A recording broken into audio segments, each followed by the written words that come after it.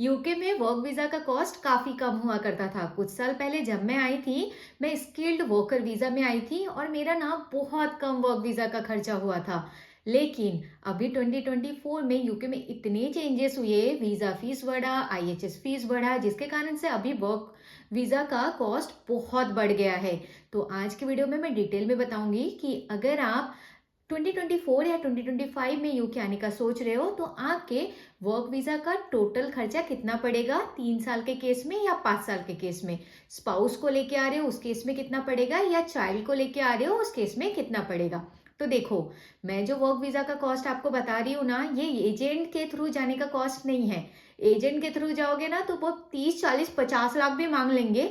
ये जो मैं आपको कॉस्ट बता रही हूँ ये तभी पड़ेगा जब आप खुद से अप्लाई करोगे। मेरे केस में मैंने खुद से अप्लाई किया था, तो मुझे जितना भी खर्चा पड़ा, जो भी प्रोसेस मैंने फॉलो किया, जो भी फीस आपको पे करना पड़ेगा, वो सारी चीजें मैं आपको बताने वाली हूँ।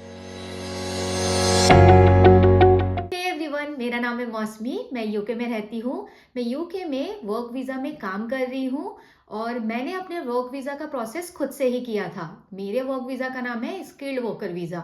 तो सबसे पहले तो आपको ये समझना होगा, यूके में जो पॉपुलर वर्क वीजा है उसका नाम होता है स्किल्ड वर्कर वीजा।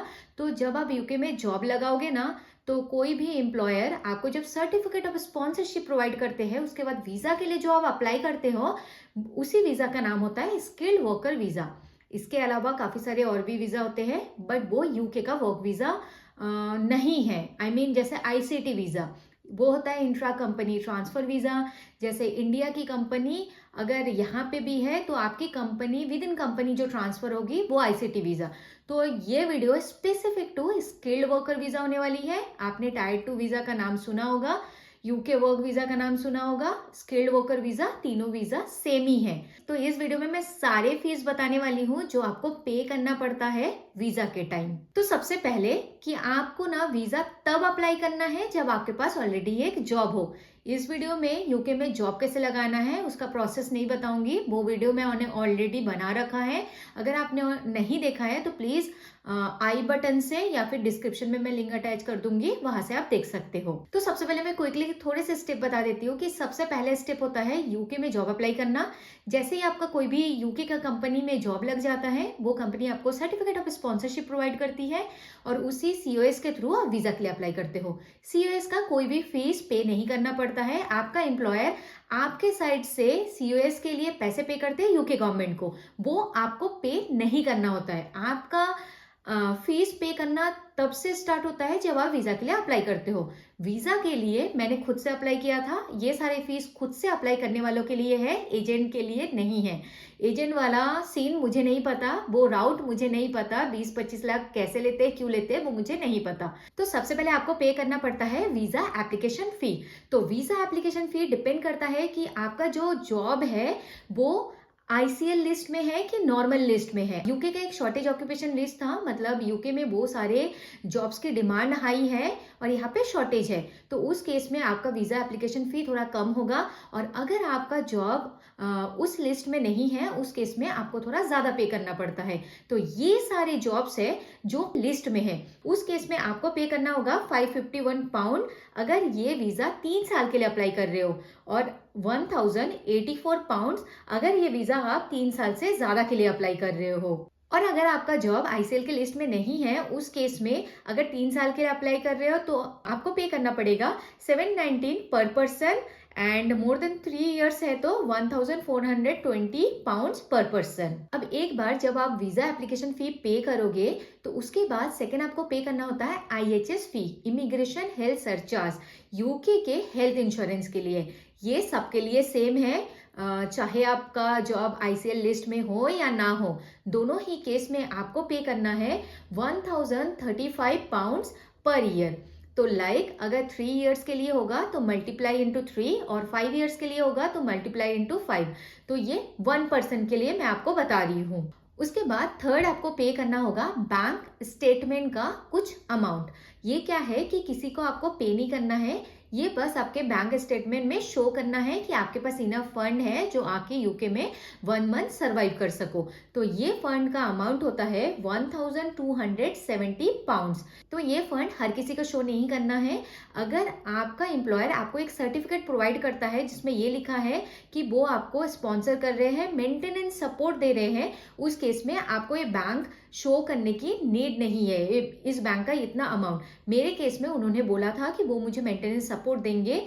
तो एक छोटा सा ऑप्शन होता है, मैं स्क्रीन में लगा दूंगी। तो इस ऑप्शन में अगर उन्होंने टिक कर रखा है, इसका मतलब वो सपोर्ट कर रहे हैं। तो मुझे कोई भी बैंक स्टेटमेंट प्रोवाइड नहीं करना था और मैंने नहीं किया था। और अगर आपका एम्प्लॉयर ऐसा सपोर्ट नहीं दे रहा है, उस केस में आपको 1270 पाउंड्स बैंक स्टेटमेंट बैंक में सेविंग रखना होगा। तो ये तो ठहरा यूके गवर्नमेंट में जब आप अप्लाई करोगे वीजा के लिए तब आपको पे करना होता है। उसके बाद बायोमेट्रिक के लिए बुक करोगे, तो बायोमेट्रिक के लिए बीएफएस ग्लोबल में बुक करने के टाइम तब शायद एप्लीकेशन फी कुछ 38 यूरो पे करना पड़ता है। तो वो आपको पे करना है। प्लस अगर कोई एडिशनल सर्विस लेते हो लाइक एसएमएस सर्विस या फिर पासपोर्ट को होम डिलीवरी सर्विस, ये सारे सर्विस के कुछ 5-6 हजार और आप ऐड कर सकते हो ईच एप्लीकेशन के लिए। एंड इसके अलावा मेडिकल का आपका खर्चा जाएगा। तो मेडिकल का कुछ ज़्यादा नहीं, 3-4 हजार ईच पर्सन, क्योंकि यूके के लिए बहुत ज़्यादा मेडिकल चेकअप नहीं होता है। जस्ट आपका टीबी टेस्ट रिपोर्ट देना होता है यूके अप्रूव्ड हॉस्पिटल से। पुणे का मुझे पता है क्योंकि मैंने वहां से किया था, रूबी हॉल क्लिनिक। तो वहां पे कुछ अराउंड 2,500-3 हजार लगा था, मैं एग्जैक्ट अमाउंट भूल गई, बट बहुत ज़्यादा नहीं था। तो मेडिकल में इतना ही खर्चा होगा।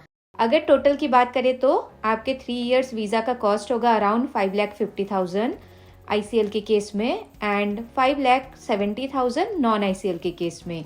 एंड 5 इयर्स वीज़ा का कॉस्ट होगा अराउंड 6 लाख आईसीएल के केस में एंड 6.5 लाख नॉन आईसीएल के केस में। ये अमाउंट आज के करेंसी के अकॉर्डिंग है। जब आप अप्लाई करोगे तो थोड़ा बहुत कम ज़्यादा हो सकता है, उस दिन जो भी रेट रहेगा। तो ये तो ठहरा आपके वीज़ा का एप्लीकेशन फी 3 साल के लिए और 5 साल के केस में। अब देखते हैं कि अगर आपको डिपेंडेंट्स लेके आना है अपने स्पाउस को और एक चाइल्ड को, उस केस में कितना आपको पे करना पड़ेगा। तो सबसे पहले देखते हैं कि आपके स्पाउस के लिए कितना होगा।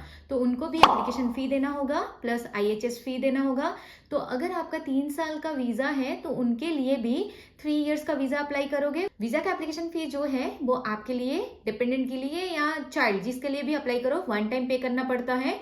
बट जो आईएचएस का फी है वो कैलकुलेट होगा बेस्ड ऑन आप कितने ईयर के लिए अप्लाई कर रहे हो। ये है यूके गवर्नमेंट का ऑफिशियल पेज। आप खुद से भी सारे टाइप्स के वीज़ा फी चेक कर सकते हो। हम चेक कर रहे हैं डिपेंडेंट का फीस जब आपका visa type skilled worker visa है। एक और इम्पॉर्टेंट पॉइंट कि जब आप वीज़ा के लिए फॉर्म फिल करते हो तो आपका और डिपेंडेंट का एप्लीकेशन फॉर्म सेपरेट होगा। जब आप इंडिया से अप्लाई करोगे तब वीज़ा फ़ी अलग होती है और इनसाइड यूके की फ़ीस अलग होती है। हम चेक कर रहे हैं जब आप इंडिया से अप्लाई करोगे। कुछ बेसिक क्वेश्चंस के आंसर फिलअप करो, देन हमें मिल जाएगा कि सारे टाइप्स के वीज़ा का एप्लीकेशन, मेन एप्लीकेशन का कितना फ़ी होता है एंड डिपेंडेंट का कितना फ़ी होता है। So up to 3 years skill worker visa का फ़ी है 82,232 INR। आपके और डिपेंडेंट दोनों के केस में सेम होगा।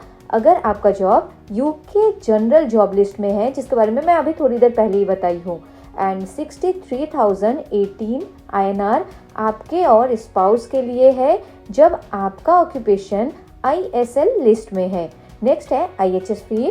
डिपेंडेंट के केस में 1,034 पाउंड्स पर ईयर और 3 इयर्स के लिए 3,105 पाउंड्स होगा, अराउंड 3,40,000 INR। आपके चाइल्ड का वीज़ा फ़ी सेम ही होगा आपके जितना एंड IHS फी थोड़ा कम होगा अगर आपका चाइल्ड 18 इयर्स से कम है।